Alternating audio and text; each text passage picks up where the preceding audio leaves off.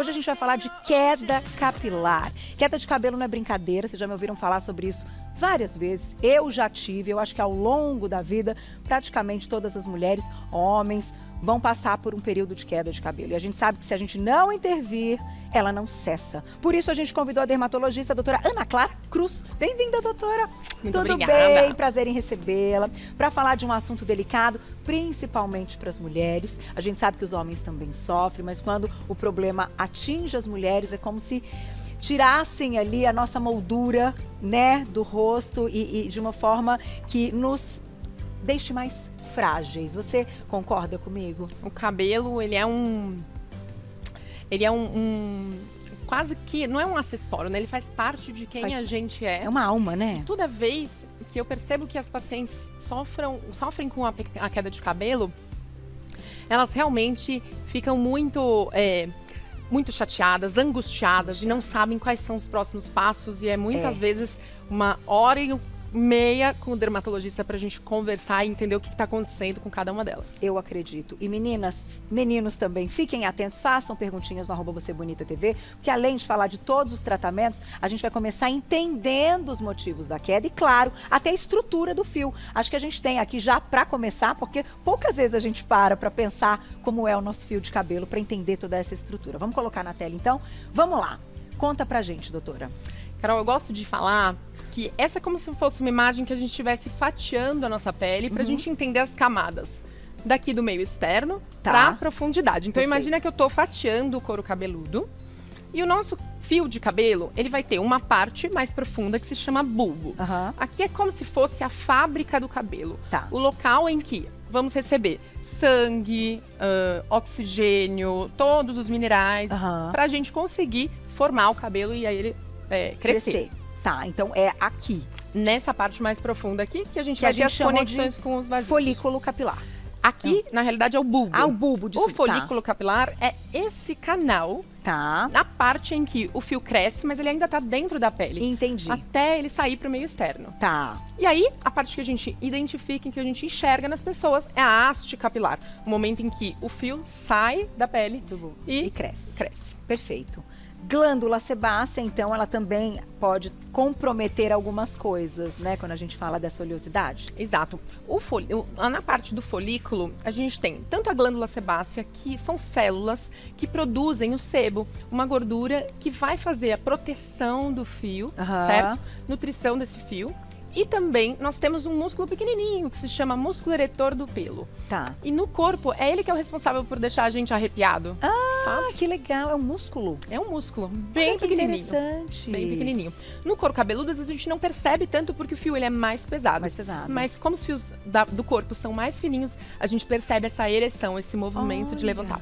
Eu acho que no couro a gente percebe quando a gente tem um arrepio, quando a gente está, de repente, com algo viral, que tem uma febrinha e dá um calafrio. Aí a gente percebe. É ele que, então, tá atuando nessa hora. É o músculo eretor do pelo.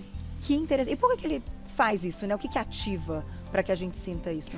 Então, mudanças de temperatura, grandes emoções, tudo isso pode fazer com que esse músculo tracione. Então, ele faz um movimento de tração mesmo, puxando para trás, fazendo com que o fio que está em repouso, ele mude de posição. Que legal, doutora, gostei. Bom, entendendo então aqui um pouco da estrutura do cabelo, a gente tem mais uma imagem para mostrar para vocês, para a gente entender o ciclo. Por isso que a gente fala que cair uma quantidade de fios todos os dias é normal. O excesso que a gente tem que estar de olho, certo? Exatamente. E antes de eu explicar o ciclo do cabelo, Carol, eu acho que é importante a gente entender o porquê que é importante a gente saber dos ciclos do cabelo. Porque quando a gente vai ter uma alteração, por exemplo, uma queda maior depois de um parto, a gente sabe qual que é a fase do ciclo do cabelo que está alterada. Entendi. E isso ajuda o médico a te dar a orientação e destinar qual que é o tratamento correto. E até trazer uma calma, uma paciência pelo momento, saber que aquilo vai ter uma pausa, né? Que é um período só de queda e quando não, de fato, a gente tem que intervir, né, doutora? Vamos lá, então a gente começa com a fase anágena. Essa fase anágena é a fase em que a maioria dos fios estão. Então, entre 10 fios, 9 estão nessa fase anágena, que é a fase de crescimento. Essa fase ela pode durar vários anos. E é por isso aqui, a gente percebe que o cabelo consegue ficar comprido. Porque imagina se essa fase durasse alguns meses. Pois é. O fio ia crescer e logo ele já ia cair. Entendi. Então, é por isso que ela dura um tempo maior. Tá. Logo depois, a gente tem uma segunda fase, que é uma fase que a gente chama de repouso. Se chama fase catágena. Nessa fase de repouso, é como se o fio estivesse se preparando para cair, mas ela dura super pouco, algumas semanas, e são poucos os fios que estão nessa fase. Entendi, que são recrutados para a fase catágena. Exato. Tá. E aí, logo depois, se inicia a fase telógena, que é uma fase tanto de queda ativa, quanto de preparação para nascer um novo fio, certo? Certo. Então, é na fase telógena que o fio vai se descolar aqui do bulbo da região, que era que dava nutrição para o fio.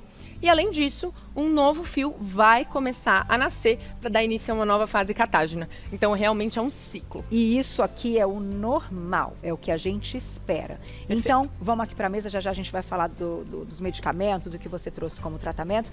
Queria agora pontuar, doutora, como que a gente coloca as principais causas para queda de cabelo hoje em consultório? Qual é a causa mais comum que você atende? A causa mais comum é a calvície. Tá. Então, é uma causa de origem genética. No nome médico, a gente chama de alopécia androgenética. Tá. É um nome difícil pra gente falar da calvície, que acomete tanto mulheres quanto homens, tá certo? Tá. Então, na calvície, a gente vai ter um encurtamento daquela fase, da fase de crescimento. Entendi. E aí os fios vão ficando cada vez mais fininhos, cada vez mais fininhos, mais encurtados, principalmente nessa região do couro cabeludo. É. E é algo que vai acontecendo ao longo dos anos. Então, às vezes, o paciente não percebe, Carol, aquela queda aumentada. É algo que vem devagarzinho e cada vez mais vai ficando mais fininho, e o couro cabeludo o cabelo. mais aparente. Por isso que muitas vezes, muitas mulheres relatam terem tido muito cabelo a vida toda e numa fase ali, com mais idade, falam, ai, fiquei com o cabelo ralinho, eu não tinha esse cabelo. Perfeito. Então é isso, porque vai passando e a gente talvez não perceba esse afinamento. Exato. E tem um vídeo para mostrar como isso acontece. Temos. Certo? Acho que tá no ponto, a gente já vai colocar para vocês. Vamos lá. Então, no caso da calvície, que é o mais comum, vai acontecer este quadro aqui. Vamos lá. Sabe, Carol, esse vídeo vai mostrar essa miniaturização do fio. Então, é esse processo em que o fio vai ficando cada vez mais encurtado, fininho, e numa fase final da calvície, ele pode já deixar de crescer. Então, sabe quando uma calvície mais avançada, a gente já tem um couro cabeludo mais lisinho? Sei. É uma fase mais adiante, né? Uma fase final da calvície. E quando a gente diz, doutora, que aquele bulbo não funciona mais, que ele não produz mais essa primeira fase anágena que você comentou, isso acontece? Isso acontece, mas pra gente ter certeza mesmo, precisa tanto de uma avaliação com o dermatologista, quanto um tratamento já feito previamente. Tá. Porque eu tenho muitos pacientes, por exemplo, que vêm no consultório falando, doutora, quero fazer um transplante capilar, né? Mas o transplante é a última linha de tratamento para quando esse fio já não existe foi mais. embora. Exatamente. Então, o que eu preciso do meu paciente? Que ele esteja completamente tratado, tanto com as medicações que ele usa em casa, quanto os tratamentos em consultório. Tá. E se a gente percebe que ele tem um quadro mais grave que não vai ser suficiente somente esses tratamentos, aí sim a gente encaminharia para a cirurgia de transplante capilar. E a gente já separou uma perguntinha para você, doutora. Quem escreveu pra gente na tela? Olha lá.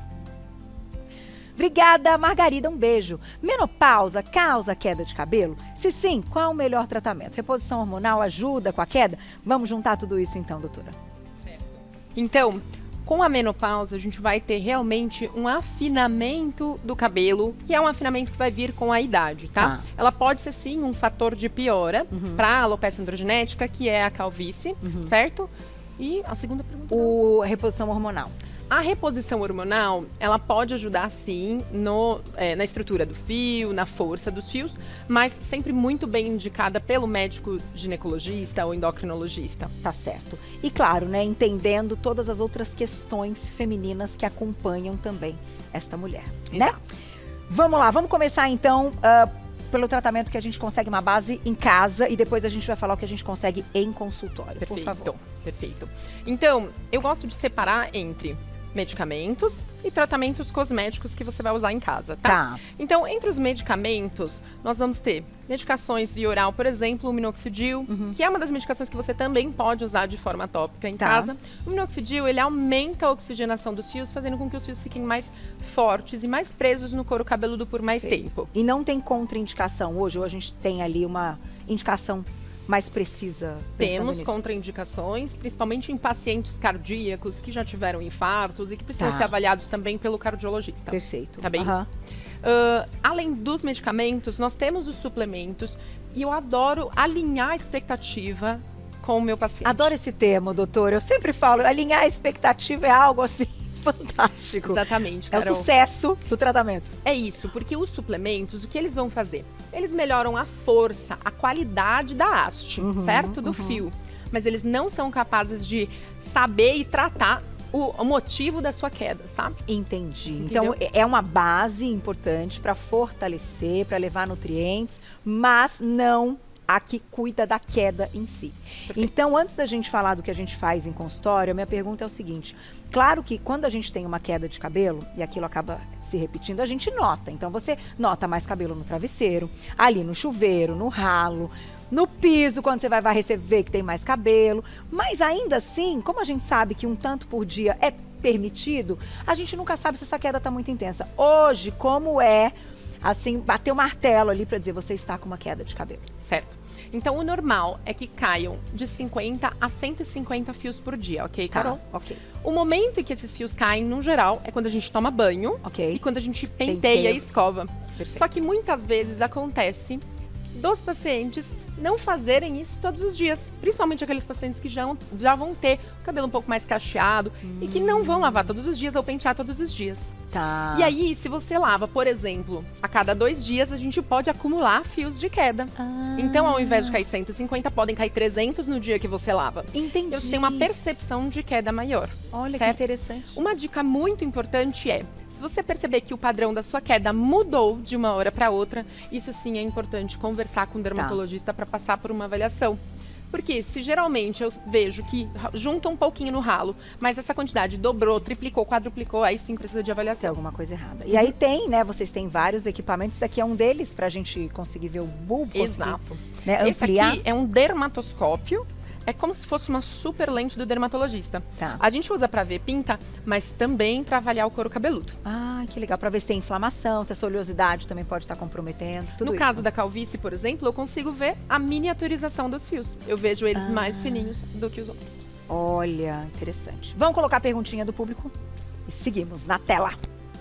Obrigada, Mia, um beijo. Percebi que com a perda do meu pai, meu cabelo está caindo muito. Até que ponto o emocional vai interferir nisso? O estresse, né? Com certeza. Puxa vida. Nossos sentimentos, viu, Mi? Mi, a gente não pode ter certeza do motivo da queda do cabelo, mas, no geral, o estresse pode ser causa de um tipo de queda que se chama eflúvio telógeno agudo. Tá. Meu Deus, que nome difícil. É o nome médico para a gente explicar que existe uma queda aumentada depois de algum fator estressor. O estresse emocional pode ser um deles. Com certeza. Uma grande cirurgia, uma perda de peso, tá. um vírus pós-parto, também, um Covid, uma infecção, dengue. uma dengue, com Uma certeza. dengue, é. E essa queda não acontece de imediato. Geralmente ela acontece de 2 a 3 meses depois do evento. Tá. E já depois de 2, 3 meses você vai lembrar o que aconteceu contigo lá atrás? Nem tanto. Então, muitas vezes os pacientes vêm com essa queda aumentada e não se recordam do que foi a causa dessa queda. Tá. Na consulta, que a gente vai avaliar e eu vou tentar te ajudar a lembrar o que aconteceu. Entendi. Tá certo. Dá tempo de mais uma perguntinha? Porque tem tratamento, gente. Lisandra, um beijo. Minha filha de 11 anos está com queda de cabelo. Ela está no processo de ficar mocinha. Tem alguma relação? Acho que precisa sim ser avaliada. Não é normal, a gente não espera uma queda de cabelo em uma criança de 11 anos.